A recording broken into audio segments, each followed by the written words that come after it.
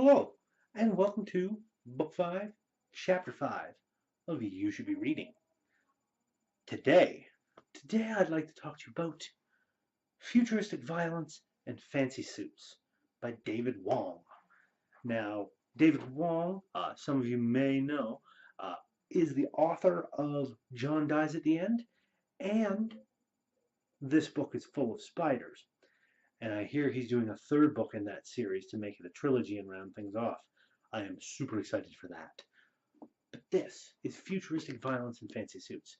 This is a very strange book, an extremely strange book. And the reason being is, well, let me just read the elevator pitch that's on the back here. That'll kind of give you an idea. Nightmarish villains with superhuman enhancements, an all-seeing social network that tracks your every move, mysterious smooth-talking power players who lurk behind the scenes, a young woman from the trailer park, and her very smelly cat. Together, they will decide the future of mankind. That's the elevator pitch. The tagline, as you were, for this particular book. And as you can see right there on the cover, there's the smelly cat. Stench Machine. That's its actual name. It's a very smelly white Persian cat. And this book is extremely strange. It's set in like Utah or Colorado, somewhere around there. Um, there's a girl called Zoe Ash. She is our main character, and that is her cat. She lives in a trailer park, and this serial killer guy shows up, stalking her and streaming it live on the internet. Uh, this particular book is taking place in a very futuristic, not too futuristic. I think it's like 2040 something or around there. Futuristic enough. And starts chasing her down. One of the aforementioned fancy suit fellows calls her up and tries to get her to come to this city that is in the middle of nowhere, middle of the desert, called Tabula Rasa. But it's called Tabula Rasa with the S being a dollar sign. And she goes there. It's super futuristic, sort of.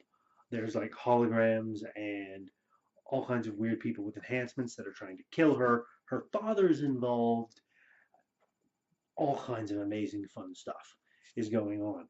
So if you read John Dies at the End and liked it, if you read This Book is Full of Spiders and liked it, chances are you will like this one.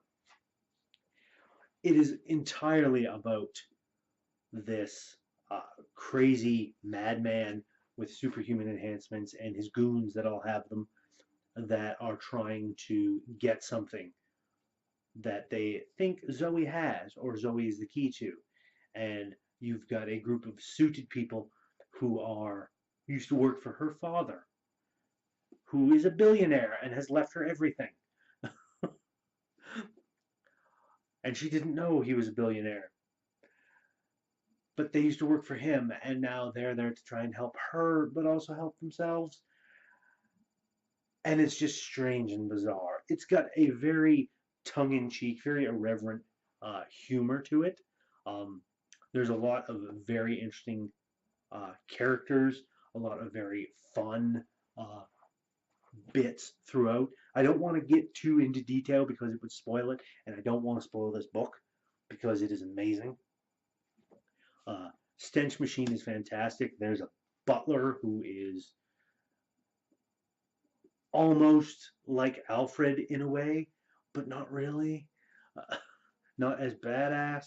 The suits are fantastic. There's amazing stuff.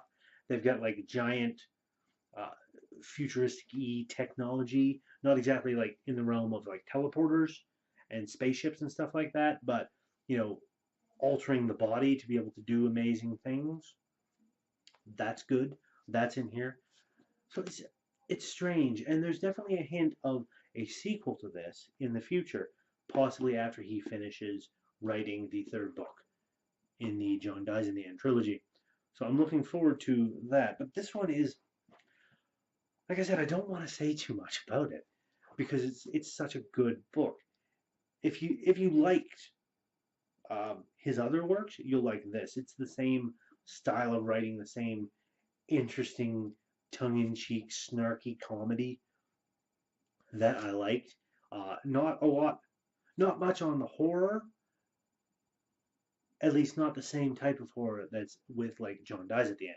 Um, it does have its own type of horror in this, as in the horror of what people can do to other people when there's no consequences and when there's uh, no checks, no limits to what they can do, no balances. Uh, when society isn't